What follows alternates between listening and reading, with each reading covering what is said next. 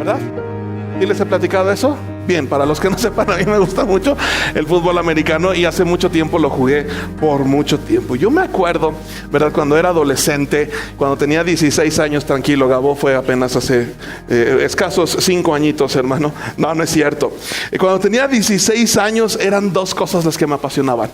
Era la música y el fútbol americano, ¿sí? Y mis compañeros, casi todos teníamos alguna pasión u otra, ¿no? Muchos eran, no sé si se acuerdan ustedes, las tarjetitas estas de cards, ¿verdad? De jugadores de béisbol o de lo que fuera. Muchos eran esos. Otros era como de que el karate y el aikido y esas cosas. Otros era la música. Para mí era la música y el fútbol americano. Y lo que sucede es que el fútbol americano me daba esta parte de pertenecer a algo, ¿sabes?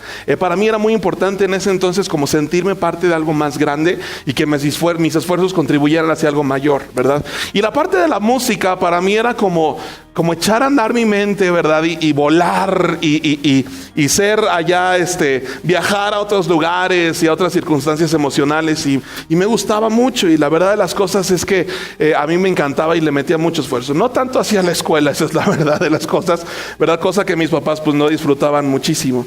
Y yo me acuerdo la primera vez que yo jugué fútbol americano fue porque entré al comedor, ¿verdad? Ahí de la preparatoria en donde Dios me dio la oportunidad de estar.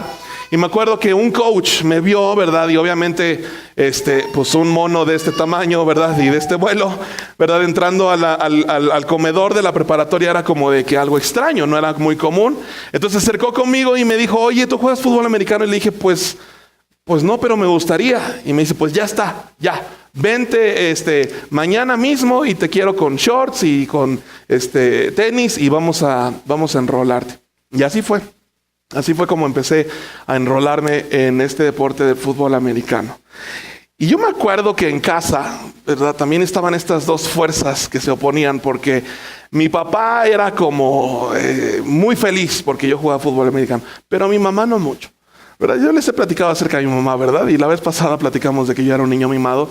Bueno, mi mamá quería llevarme con protecciones hasta en las orejas casi, ¿verdad? Especialmente todo lo que tuviera que ver con rodillas y codos y todo esto. Mi mamá hace cuenta que me decía, pero cuídate mucho, por favor, ¿no? Y a mí me hervía la sangre por jugar. Evidentemente cuando tú empiezas a jugar, cuando tú entras a algún equipo, pues no eres luego parte del primer equipo, ¿no? Normalmente aún en el soccer, en el béisbol, pues empiezas como reserva, ¿no? Y estás aprendiendo de la posición de alguien más, quizá, ¿no? Y a mí me pasó exactamente lo mismo. Cuando yo entré, yo empecé a jugar debajo de alguien, ¿verdad? A quien si él se lesionaba, pues yo en algún momento lo llegaría a suplir, ¿verdad? Y yo me acuerdo que una de las experiencias más bonitas que tuve fue ir a jugar a otras preparatorias, a otros lugares. Y fuimos a jugar a la Universidad Intercontinental aquí en la Ciudad de México. Vinimos. De haber estado toda mi vida, o casi toda mi vida, acostumbrado a un escenario, a una escenografía árida, ¿verdad? A ver arbustos y cerros pelones en Monterrey. De repente llegar a un lugar con tanto árbol era como estar en medio del bosque, ¿sabes?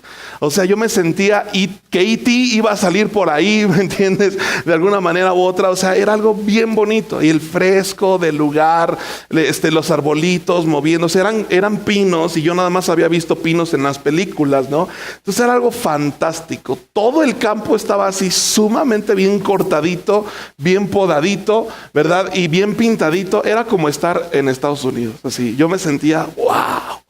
Y entonces yo me acuerdo que yo dije, híjole, cómo me gustaría pues, ser parte del equipo, del primer equipo, ¿no? Y jugar. Porque yo pues básicamente estaba en la banca, ¿no? Y entonces pasaron las primeras 2 jugadas. Y yo vi que hubo ahí movimiento porque todo el mundo empezó a correr y todo el mundo empezó a gritar, doctor, doctor, doctor. ¿Y quién crees que se lesiona? ¿Verdad? La persona a quien yo debía suplir se lesiona. Y entonces en ese momento era como volver a recordar ese ánimo que yo tenía al inicio del partido, ¿sabes? De, no hombre, yo quiero pasar, yo quiero jugar. De chin, ahora sí me toca, ¿no? Híjole, creo que mejor no habrá alguien más. Y yo dije, no, seguramente, o sea, yo siendo novato, pues seguramente tienen muchos otros reservas, ¿no? Y en eso que escucho, a mí me decían brazo, ¿verdad? Me decían, brazo, vas. Y yo, ¡uy, Señor! Bueno, pues haz de cuenta que entro, echo la mocha al campo, ¿verdad? Y sucede algo bien chistoso, porque en la banca hay mucho ruido. Hay el ruido de los coaches, de los jugadores, ¿verdad? De tus papás que están acá atrás gritándote, ¿verdad? Echando porras y demás. Y cuando entras al medio del campo no se oye nada. O sea, yo no sé si era porque había mucho aire, no sé, pero no se oía nada. O sea, entonces era como de que chin, ¿no? Más nervios y demás. Pero de repente ya sabes, ¿no? Estás así como de que viendo y no puedes evitar ver a tu oponente, ¿no? Y sobre todo en el fútbol americano, o sea, es como de que desde que estás calentando empiezas a ver quién te toca, ¿no? Entonces sobre eso te empiezas a medir, como que empiezas a decir, pues no está así, o no, hombre, está bien grande, ¿no? Así. Y entonces yo me acuerdo que empecé a buscar, ¿no? A ver quién será, y lo vi, ¿no? Y cuando lo veo es como de que un cuate, mano, de unos 50 de estatura. Pesaría unos, ¿qué te gustan, mano? No sé, 60 kilos, max. Así chiquititito, mano. Era una tachuelita, literal. O sea, era un casco, las sombreras y luego así un palito hasta abajo. Pues, ¿cómo crees que me sentí? Yo dije, no. Hasta volteé con mis papás y les dije, sí, ¿sabes? Entonces como de que, look at me, ¿sabes? O sea, yo voy y me pongo, ¿no? En posición, ¿verdad? Me pongo en posición. Sale la jugada y me paro porque dije, tampoco hay que ser gandallas, ¿sabes? O sea, no lo voy a aplastar al pobre, ¿sabes? Entonces me paro y cuando menos siento, ya tenía el casco del cuate aquí, clavado, y acto seguido, ¡pum! Lo único que siento es el rebotar de mi cabeza o de mi casco en el pasto, así, ¡tras! Y nada más veo cómo sus piecitos pasan por mí. Se va, taclea mi quarterback y nos echan 15 yardas para atrás. El oso de mi vida. Se paró, todavía se me quedó viendo y se burló, literal. Y desde entonces me aprendí este proverbio. Dice, después del orgullo viene la caída. Y tras la arrogancia, el fracaso. Nunca se me ha olvidado Proverbios 16-18. Desde ese entonces. Porque es bien cierto. O sea, yo tenía muchos nervios, pero pasé de los nervios al orgullo en un santiamén porque me confié. Porque dije, yo soy mucho más fuerte que él. O sea, aunque él mida 1.50, por Dios, yo soy borrego. Y mido 1.84 y peso 100 y tantos kilos. O sea, por favor, yo entreno con los mejores del país. ¿Cómo crees que me va a venir a tumbar? Acto seguido estoy besando el suelo, literalmente, arrepentido completamente de haber sobreestimado mis fuerzas. Esa es la clásica novatada.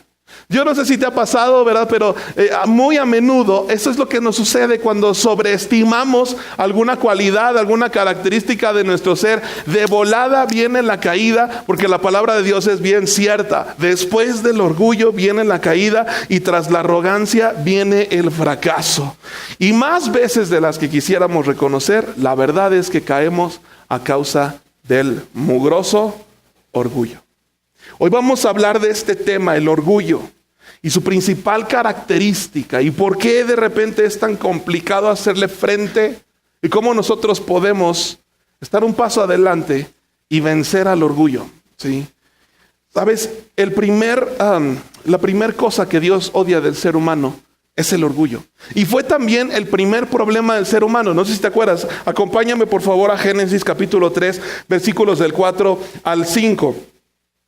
La Biblia dice lo siguiente: pero la serpiente dijo a la mujer, no es cierto, no van a morir. Dios sabe muy bien que cuando coman de ese árbol se les abrirán los ojos y llegarán a ser como Dios, conocedores del bien y del mal. ¿Te acuerdas? Esa fue la mentira, ¿verdad? Que Satanás le dijo a la mujer, ¿verdad? O al ser humano, y que a su vez, ¿verdad? Se la creyó y le creyó literalmente en sus palabras y tómala, ¿verdad? Acto seguido está besando el suelo, ¿verdad? Gracias. Y está arrepentido de lo que acaba de hacer, ¿sí? El orgullo es la primera herramienta que Satanás va a usar para tentarte. Hoy quiero que empecemos a ver, ¿verdad?, qué es el orgullo. Lo primero que Satanás usa para seducirte. Porque tú y yo tenemos una debilidad sobre todas las cosas, y es que nos encanta que nos hagan sentir más grandes, mejores, más bonitos, más guapos, más. que los demás. Esa es la verdad. Tenemos por ahí alguna debilidad predefinida, alguna debilidad ya preconfigurada en nosotros, ¿verdad? Y es siempre lo que Satanás usa para tentarnos. La Biblia dice, ¿verdad? 6 cosas odia el Señor y hasta 7. Y la primera de ellas dice, son los ojos, ¿te acuerdas? Altivos, son los ojos que ven de arriba para abajo. Una persona que ve de arriba para abajo es una persona que se siente más que los demás. El orgullo, sí, el orgullo. Cuidado con el orgullo, muchachos. Cuidado con el orgullo, porque siempre lleva consigo varias cosas. ¿Sí? Y yo te invito a que tomes nota de esto, ¿verdad? Y estoy seguro que te vas a ver identificado en muchas cosas. Mira, por ejemplo, ¿verdad? La Biblia enseña en casi todas las historias de la Biblia, enseña, por ejemplo, que las personas que han caído por el orgullo, que han sido casi todas, ¿verdad? También trae consigo ambición, su grado de ambición. Yo no sé cuál va primero, ¿verdad? Pero por ejemplo, Saúl, ¿sí? ¿Qué cegó a Saúl con respecto a David? Su ambición de poder, ¿sí? No vio que el reino iba a tener continuidad. No vio que nadie estaba atentando contra su posición de rey, ¿verdad? Pero él quería absolutamente todo el poder para sí mismo, ¿sí? Y la Biblia nos enseña entonces, no sé qué fue primero, si la ambición o el orgullo y después la ambición, pero las dos siempre van de la mano. Así es que tengamos cuidado cuando de repente algo empieza a sabernos a ambición, como a tener más por simplemente querer tener más. Eso es la ambición. Cuidado con esto, porque muy seguramente ahí de la manita está el orgullo, ¿verdad? Y el orgullo es lo primerito que nos hace caer. Por ejemplo, también viene del enojo, ¿sí? También el orgullo viene muy frecuentemente de la mano del enojo. Yo no sé por qué, ¿verdad? Pero casi siempre cuando tú te enoja algo, ¿verdad? Cuando te exaspera alguna persona, es de alguna manera u otra porque tú tienes un estándar de las cosas. Y a veces ponemos ese estándar muy arriba de tal manera que ni nosotros mismos podemos estar ahí, pero como somos heraldos de ese estándar, entonces los que no estén bajo esa medida, me explico, están en nuestra contra y nos enojamos. Cuidado cuando nos emprobleman cosas, ¿verdad? Que pues no tienen por qué estar bajo nuestro control, como el desempeño de otras personas, como ¿verdad? La forma de ser de alguien más. Cuidado cuando nos enojemos por esto, ¿verdad? Porque esas cosas no deben de estar bajo nuestro control. Enójate contigo mismo por las cosas que no pueden estar bajo tu control, ¿verdad? Cuidado con el orgullo. Y sabes, la Biblia enseña que el orgullo viene siempre de la mano de la destrucción. Yo lo aprendí de la manera más dura, ¿no? Literalmente tuve que caer al suelo para darme cuenta que el orgullo viene de la mano de la destrucción. Pero si te pones a pensar, es muy cierto, ¿sí? Las personas orgullosas, muy orgullosas, carecen de relaciones significativas e íntimas. Intrínsecamente están solos. Llega un momento en sus vidas en donde pues ya no pueden estar con nadie porque nadie los aguanta. ¿Sí? Se destruyen relaciones. Se destruye la confianza también. Y cuando tú te llenas de mucho orgullo, te crees más que los demás, la gente se empieza a separar de ti porque dice, ese cuate, pues, o sea, no, es demasiado para mí. No, yo no puedo estar a su estándar. No. Se destruyen relaciones. Se destruye la verdad también. Porque de repente por querer mantener cierto estándar incurres en mentiras, incurrimos en cosas que no son verídicas. De la mano del orgullo siempre vendrá también la destrucción. Pero sabes, yo he encontrado, ¿verdad?, que la principal característica del orgullo es que nos ciega, produce ceguera.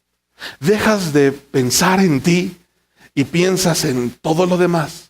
Y cuando dejas de pensar en ti, te descuidas y entonces contrastantemente, ¿verdad? Tus defectos se empiezan a notar mucho más, pero no los ves porque estás enfocado en otras cosas. Estás enfocado en señalar y en apuntar tu dedo hacia otras personas porque no son lo suficiente lo que quieras. Cuidado con el orgullo, porque si tú eres una persona orgullosa, lo más seguro, hermano querido, es que tengamos muchas áreas en nuestro ser que no estamos viendo, porque el orgullo produce ceguera.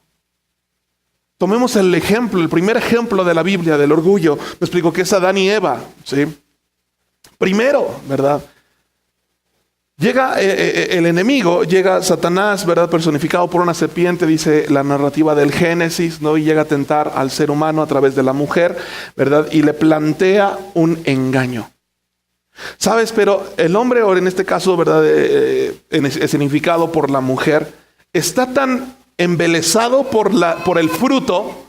Dice la Biblia que cuando vio que era hermoso y bueno para comer, dejó de ver lo que en realidad estaba pasando, y era que estaba siendo víctima de un engaño, ¿sí?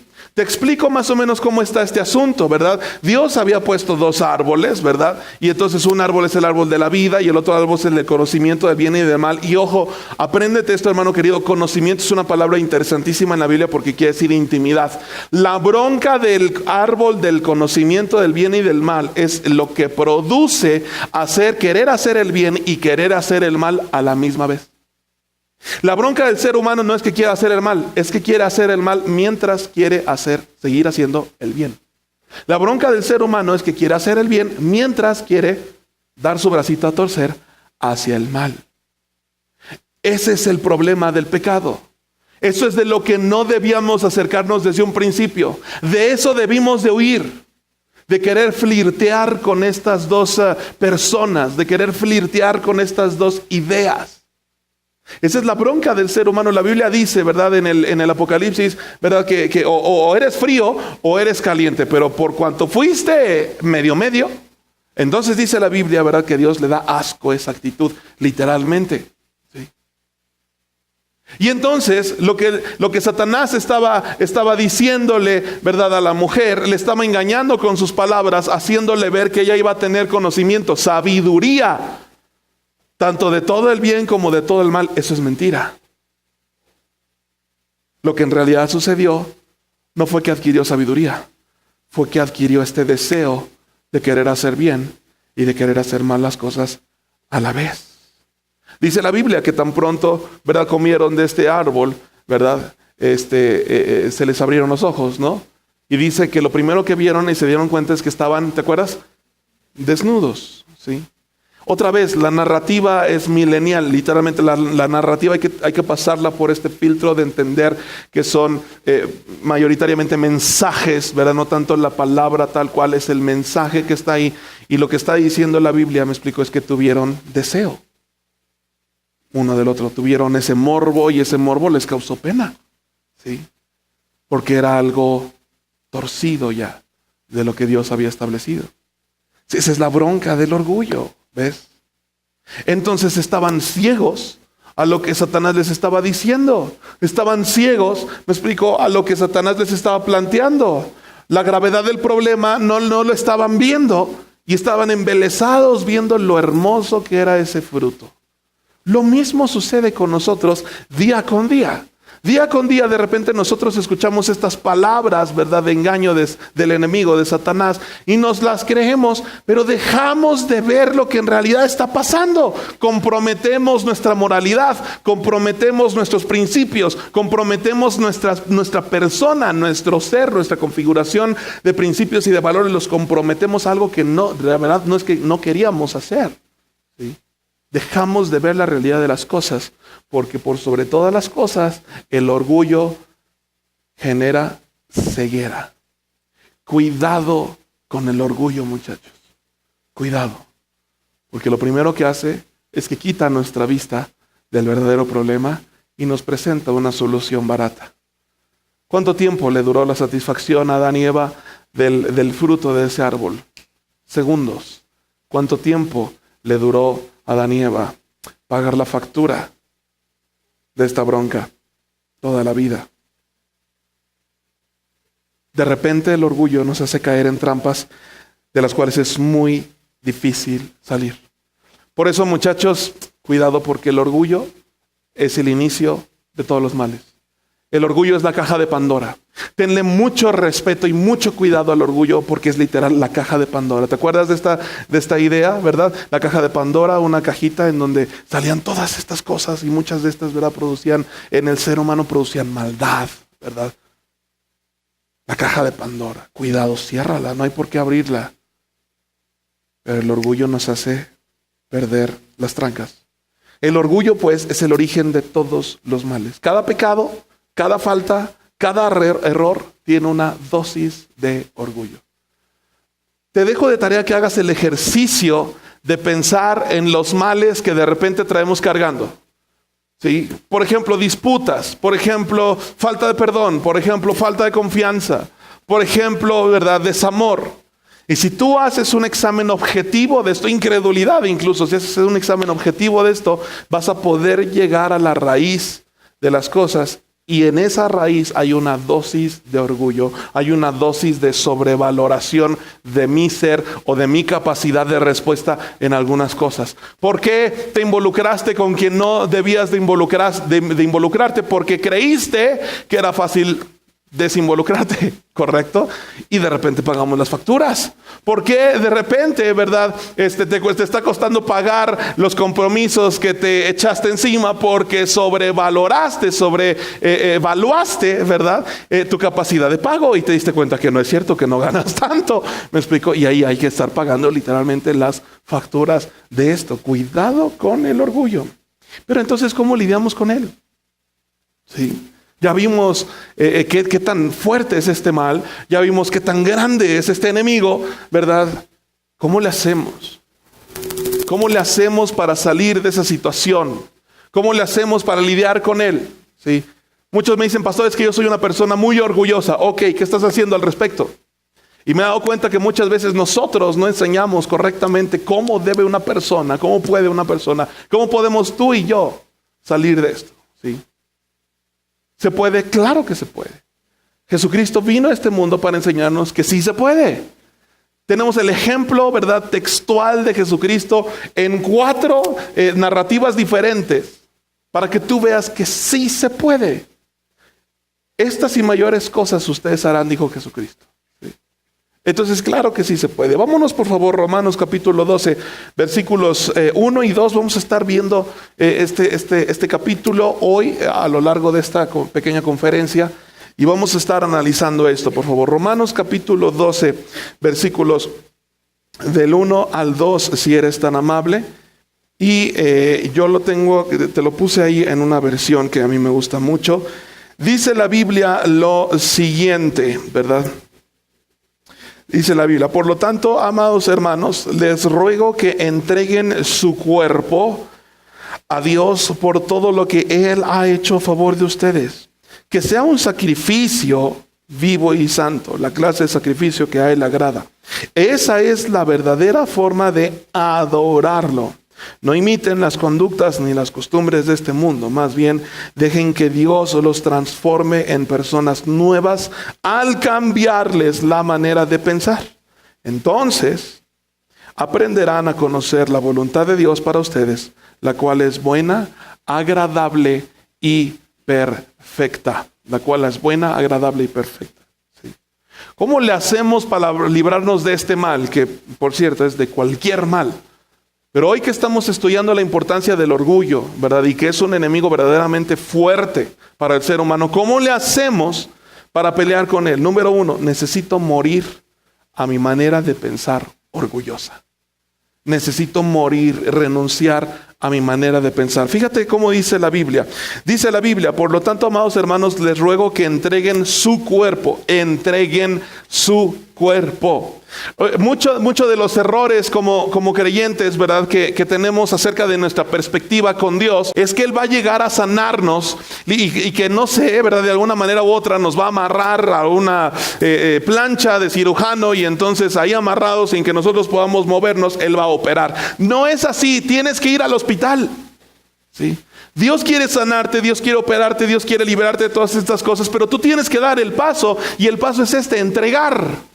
Literalmente rendirte a Él, rendir lo que hay en ti a Él. Y lo primero que debes rendir, si es que quieres librarte de estas cosas, es tu manera de pensar.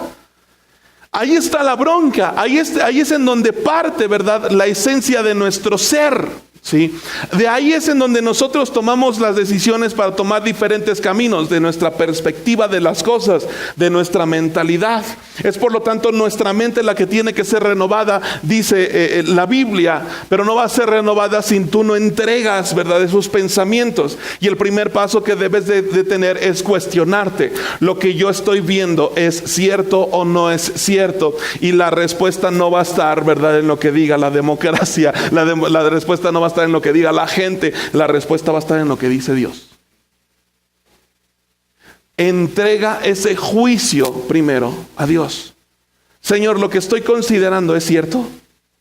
Señor, esto que estoy sintiendo, o sea, esta persona se pasó y me hizo ahí, pero antes, ok, ¿lo estoy viendo de una manera adecuada?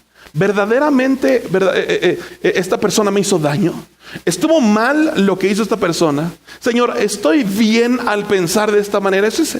Ahí está gran sabiduría para que tú vivas tu vida al estilo Jesús. Acuérdate de Jesucristo, me explico, Él se iba a orar. Él se iba a pasar tiempo a solas con Dios, dice la Biblia, nadie más estaba con Él.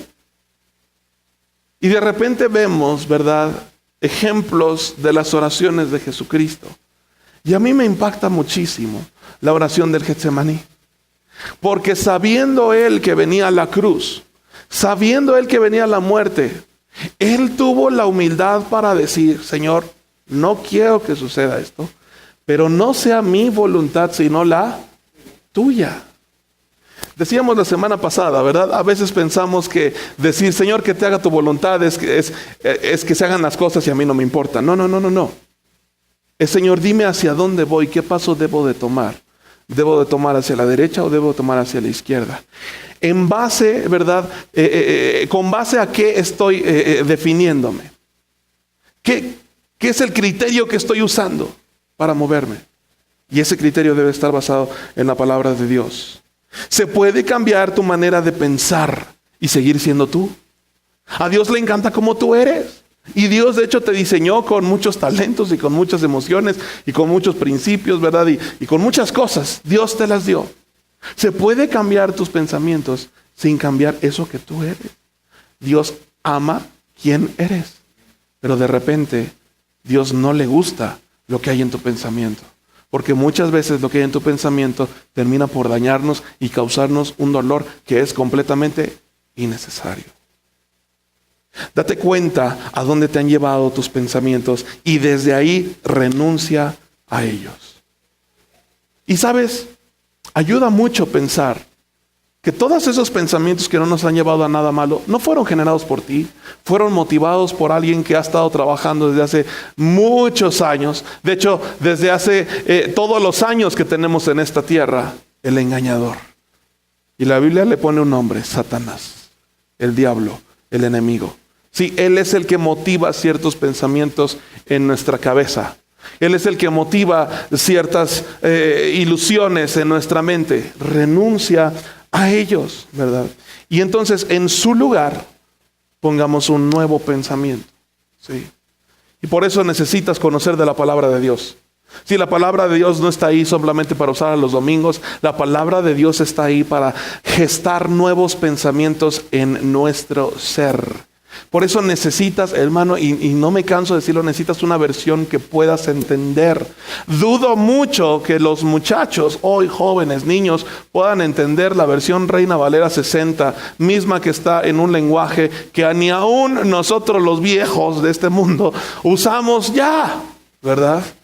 El español de España de 1940 ya no se usa. Hermanos queridos, no hay una Biblia cristiana, no hay una Biblia católica, hay traducciones del mensaje de Dios, de las Sagradas Escrituras, y somos tan bendecidos que hay más de 20 traducciones al español. No te cases con una versión. Por eso yo quiero que, prefiero mil veces que uses la Biblia en tu celular. Porque aparte de ser gratis, mano, y no tienes que andar yendo a una librería que te sacan un ojo de la cara por venderte un libro, que me da coraje, perdón, ¿verdad?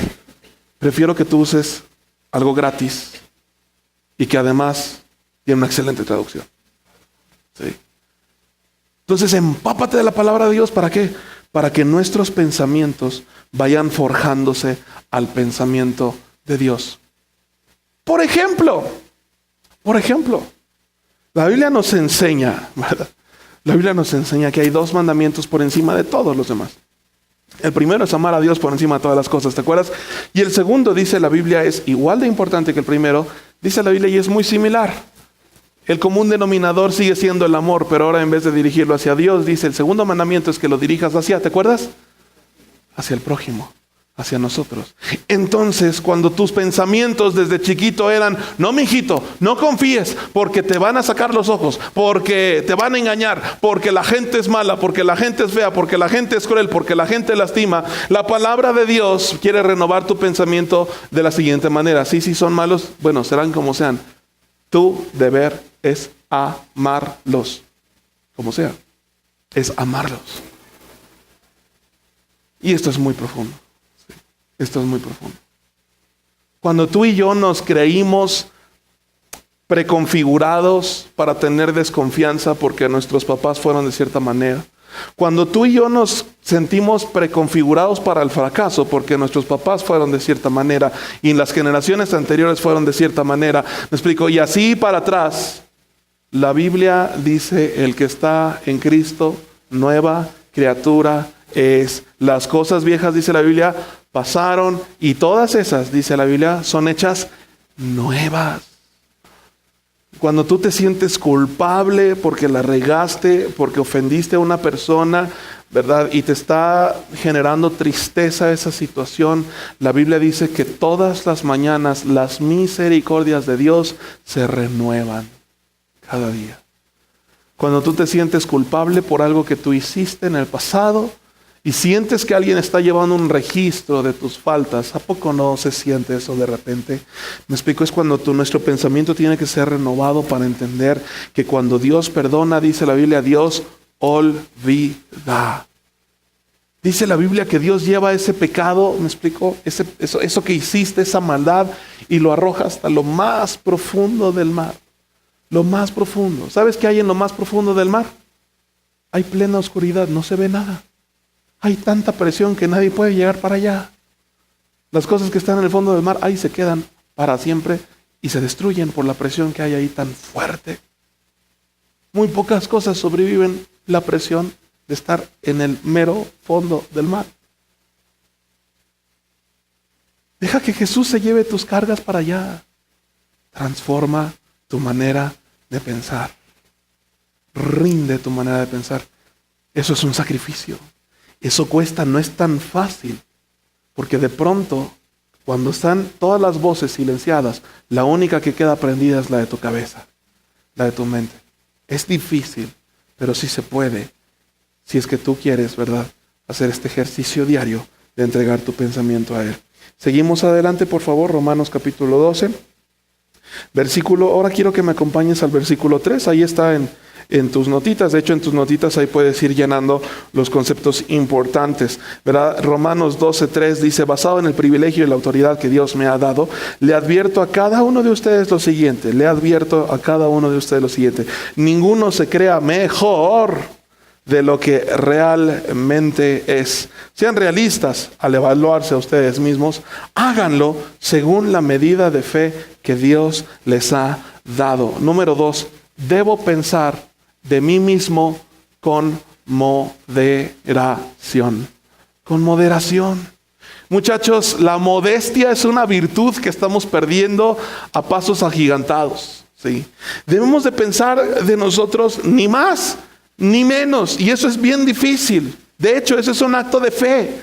Me explico, el saberte que tú tienes un pasado, no necesariamente, ¿verdad?, determina lo que tú eres. Ahí es donde debes de ejercer la fe, ¿verdad? Y por otro lado, no porque tú hagas bien algo significa que seas el experto de eso que haces bien.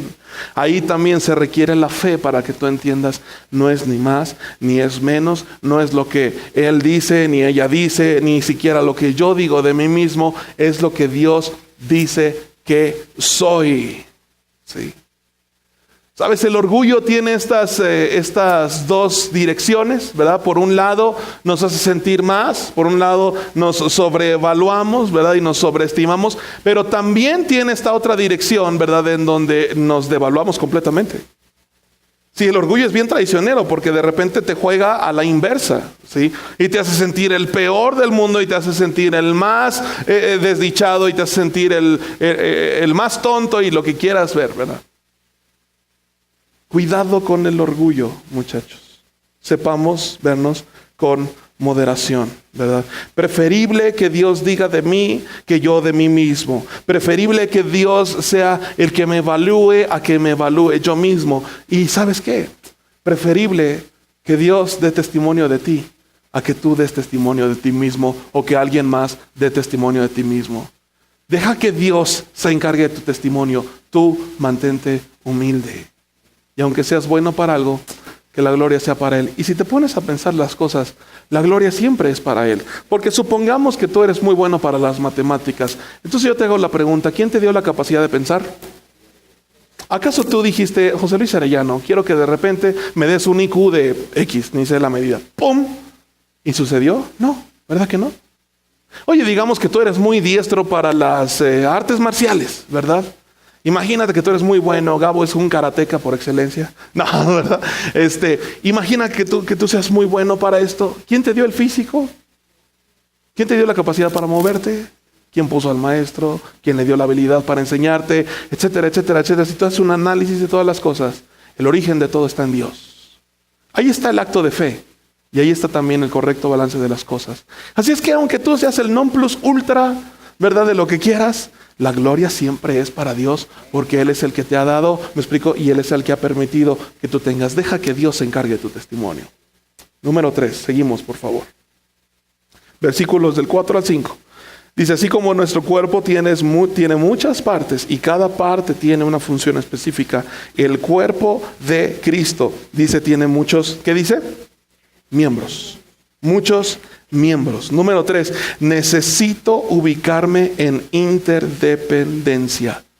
Necesito ubicarme en interdependencia. Este concepto de interdependencia es bien fabuloso, ¿sí? Cuando fuimos nosotros pequeños éramos dependientes, ¿correcto? Pendientes de nuestra mamá, todo lo que podíamos recibir y obtener era de parte de nuestros padres. Pero después, a la edad de los 15 y 16 años, nosotros ¿cómo queríamos ser? Independientes, es decir, que no queríamos aceptar nada de nadie, queríamos hacer todo por nuestra cuenta, vivir por nuestra cuenta, gozar y demás, y nos creíamos los dueños del mundo. Pero llega un momento en donde tú y yo tenemos que entender lo siguiente: yo soy un ser con habilidades, pero también con debilidades, y mis debilidades pueden ser complementadas por las fortalezas o por las habilidades de alguien más. Y cuando tú llegas a ese entendimiento, entonces no buscas tu independencia, buscas la interdependencia. Buscas que haya bien para ti, pero también buscas que haya bien para los demás. Me explico, generas bien para ti, pero generas bienestar también para los demás. Y ahí cuando estás en ese lugar, me explico, experimentas la mayor plenitud del ser humano, ¿sí? Los propósitos de Dios, veíamos la vez pasada, se entrelazan, me explico, y unos son complementarios con otros. Me explico, lo mismo te digo en esta tarde, ¿verdad? La medida para vencer el orgullo es que tú entiendas que los propósitos de Dios se entrelazan. No pasa nada si tienes debilidades. Todo el mundo tiene debilidades, pero gloria a Dios que ha levantado a personas con habilidades que puedan complementar tus debilidades, hermano querido. Entonces nos necesitamos. No necesitamos. Entonces no hay nadie más que otro. No hay aplausos para uno y abucheos para el otro. El punto es encontrar la complementación de esas habilidades. El punto es encontrar que se entrelacen estos propósitos. Por lo tanto, hay que entender que Dios nos ha creado para complementarnos. Y nos ha dado muchos dones y muchos talentos para bendecir a los demás. Y aquí yo quiero mencionar dos cosas. ¿Cómo tú estás bendiciendo a los demás? ¿Desde qué trinchera los estás bendiciendo? Mucho cuidado, hermanos. Mucho cuidado, amigos, queridos. con esta actitud de tener para mí y después para mí y después para mí también. Mucho cuidado si yo estoy trabajando en una oficina y si creo que lo único que voy a obtener de ahí es un salario. Mucho cuidado si yo voy a trabajar solamente porque me paguen una retribución económica. Mucho cuidado, porque ese es el pensamiento que nos hace frustrarnos. Ese es el pensamiento de repente godín, ¿verdad? En el buen sentido de la palabra, que nos hace frustrarnos y que produce godines frustrados, ¿sí o no? Me explico, ¿dónde estás? Pues aquí en la chamba. Pues medio me pagan, mano, y yo, pues si medio me pagan, entonces yo medio trabajo, ¿verdad? Clásico pensamiento retrógrada de nuestra sociedad. Ese es el status quo. Hoy tú tienes que entender lo siguiente, hermano querido. Tú estás en ese lugar por muchos otros factores más, para recibir mucho más que una retribución económica y para aportar mucho más que teclear una simple computadora y llenar formularios una y otra vez al día. Dios te tiene en ese lugar por muchos otros motivos. Pero a veces el orgullo nos hace pensar que nada más debo cumplir para que nada más me paguen. No vas a llegar a ningún lado con ese pensamiento. Dios te ha dado tantos talentos y tantas habilidades que ni tienes idea de a dónde puedes llegar si tan solo te abres a la posibilidad de empezar a ampliarlos. Y ahí también hay un acto de fe, porque eso implica regarla. Eso implica equivocarme. Eso implica tropezarme. Pero sabes, las adversidades se hicieron para fortalecerte. Si te vas a equivocar, equivócate ya. Pero de la misma manera que te equivocas, yo quiero que te levantes y que aprendas, para que el día de mañana lo vuelvas a intentar y seas mejor. Hermano, amigo, cuidado con la humildad. Pero aun cuando hemos hablado de todo esto, aun cuando hemos entendido, ¿verdad?, que a la debilidad del orgullo se le hace frente rindiendo mi manera de pensar, ¿verdad?, pensando con moderación acerca de mí mismo y sobre todo ubicándome en interdependencia, falta el elemento crucial. Y vámonos más adelante en Romanos capítulo 12. No sé si te lo puse ahí, vamos a ver. No te lo puse. Así es que vámonos, por favor, si tú le haces clic ahí en Romanos 12, vas a poder ir a Romanos 12. Ponle leer capítulo completo, por favor. Y quiero que me acompañes al versículo número 9, si no me equivoco. Aquí la vista, sí, número 9. No finjan amar a los demás, dice Pablo. Ámenlos de verdad. Aborrezcan lo malo, aférrense a lo bueno. Ámense unos a otros con afecto genuino y deleítense al honrarse mutuamente. No sean nunca perezosos, más bien trabajen con esmero y sirvan al Señor con entusiasmo. ¿Sabes cuál es la raíz de todo? La falta de humildad, el orgullo, las broncas del carácter, todas ellas tienen su raíz en la falta de amor. Si tú y yo batallamos con el orgullo, y seamos honestos, todos hemos batallado con el orgullo, es por falta de amor. Y yo entiendo dos cosas al respecto. Número 1, porque no nos sabemos amados. Y número 2, porque no nos abrimos a amar. Yo quiero que esta semana, y quiero cerrar con esto, ¿verdad? Pero yo quiero que esta semana tú entiendas que muchos de los problemas que nosotros tenemos por orgullo es porque en algún momento de nuestra vida nos faltó amor. Por ejemplo, las personas que tienen o que ponemos de repente un estándar muy alto de las cosas, ¿sí? Es porque de chiquitos no nos supimos lo suficientemente amados como para cometer errores y que no pasara nada. De repente le tuvimos tanto miedo a cometer errores que eso nos marcó por toda la vida, y entonces ahora ponemos un estándar que ni nosotros mismos podemos llegar a cumplir. Y nos volvemos orgullosos, porque dictamos y decimos y establecemos, pero no dejamos de ver que el error no es algo malo, El error lo único que hace es habilitarnos a aprender. No le tengas miedo a cometer errores y no te enojes porque otros cometan errores. Más bien ubiquémonos en amor. Dios te ama si cometes o no cometes errores. Dios te sigue amando. Cuando cometes errores, Dios no voltea desde arriba, me explico, y se enoja y te escupe y te golpea. No. Cuando cometes un error, Dios le duele por el sufrimiento que tú estás pasando, pero al mismo instante te tiende los brazos para decirte, adelante, vente, camínale. Como cuando el bebé se tropieza, no te enojas con él, te dueles cuando él llora, me explico, y te lastima también por el dolor que él está experimentando, pero acto seguido vas y le atiendes y curas su herida y lo levantas y le animas a volver a caminar. Y hasta lo guías con los bracitos al lado y le dices, no te caigas, mijo, no te caigas, aquí estoy a tu lado. Pero lo sueltas porque tiene que aprender a caminar. De la misma manera, hermano querido, tienes que aprender a saberte amado por Dios. Tienes que aprender a caminar en el amor de tu Padre. Y ese es el problema con nuestra cultura. Vivimos en desamor. Cuando veas la cruz, ve amor. Cuando ve la obra de Jesús, ve amor. Me explico, cuando volteamos a ver a Dios, vemos amor porque dice la Biblia, Dios es amor. Nos faltó validación de chiquitos. Culturalmente nos ha faltado validación para reconocernos nuestros atributos. Y por eso a mí me gusta, me explico, que se aplaudan ustedes, que cuando alguien hace algo bien, me explico, le aplaudamos y le reconozcamos porque nos hace falta validación. Y por esa falta de validación, entonces nosotros no queremos validar a los demás. Y entonces decimos, no le aplaudas. No, porque se va a creer mucho. Porque la realidad de las cosas es que cuando a ti te aplauden, sientes bien bonito. Hermano querido, no hay mayor aplauso de Dios para ti que haberse tragado la ofensa de tu pecado. Yo no sé si hemos entendido muy bien lo que sucedió en la cruz, hermano, pero Dios es santo.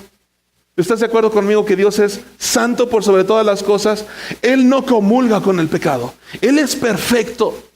De hecho, la perfección entra dentro de lo que Él es, ¿sí?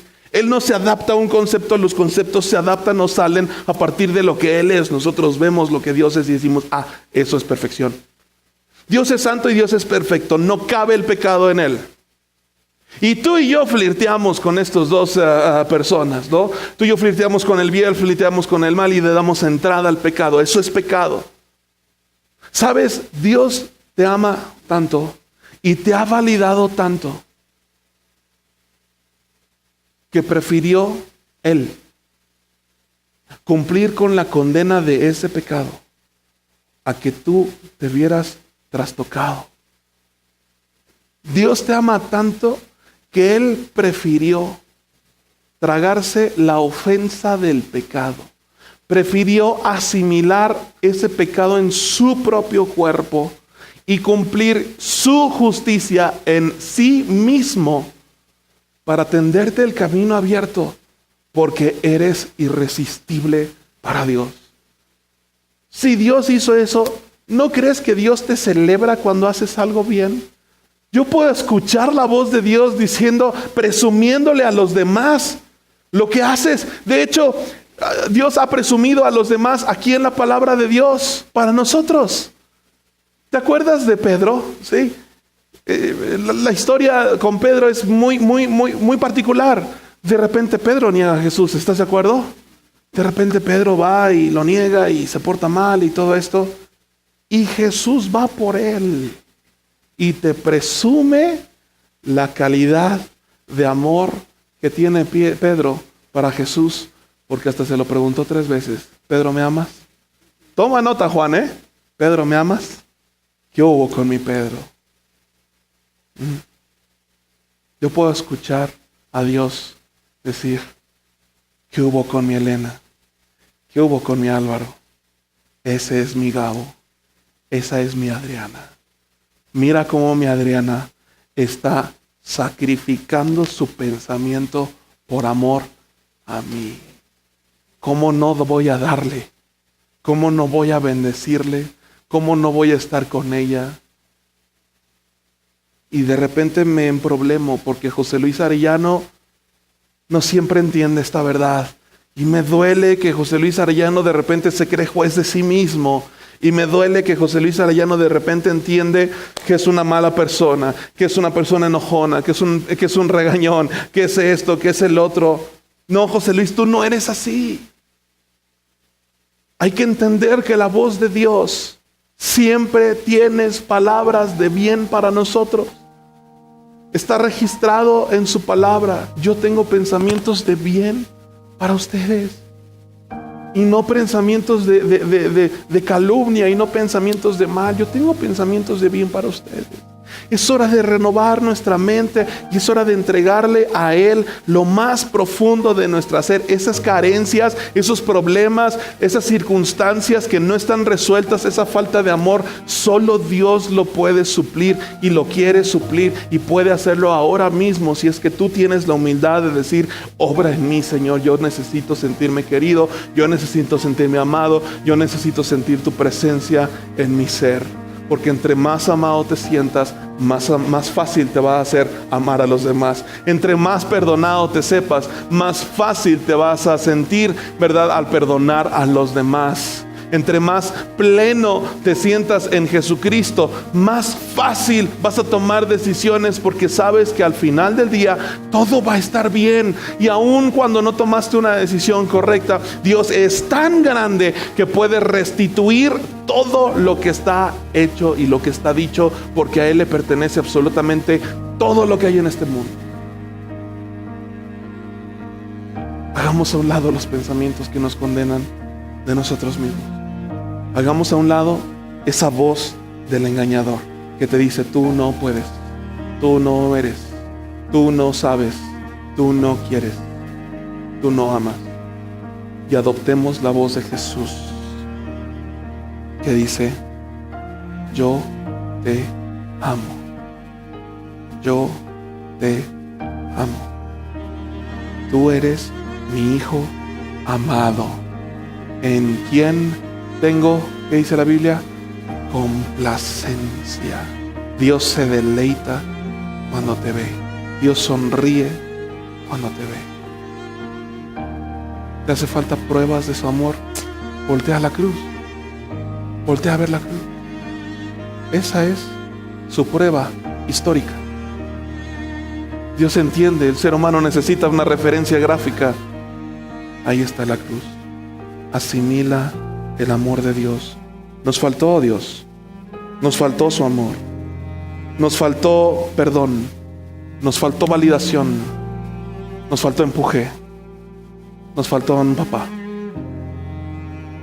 Hoy tú puedes volver a encontrarte con eso que te faltó. Hoy tú puedes volver a sentir el amor de ese papá amoroso. Hoy tú puedes redefinir en tu mente lo que significa tener un papá.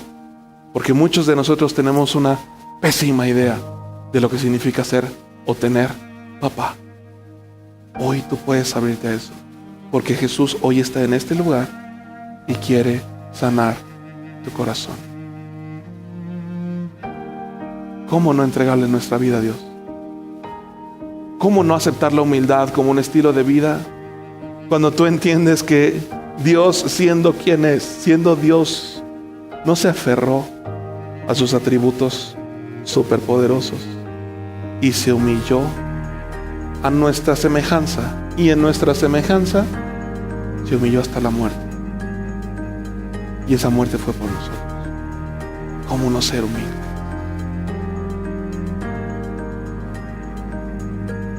Aceptemos el amor de Dios y la humildad que de esto deviene. En el nombre de Jesús, Señor, hoy entregamos nuestro corazón, entregamos nuestro ser. En el nombre de Jesús, hoy renunciamos a las voces que nos dicen que somos fracasados. Hoy renunciamos a las voces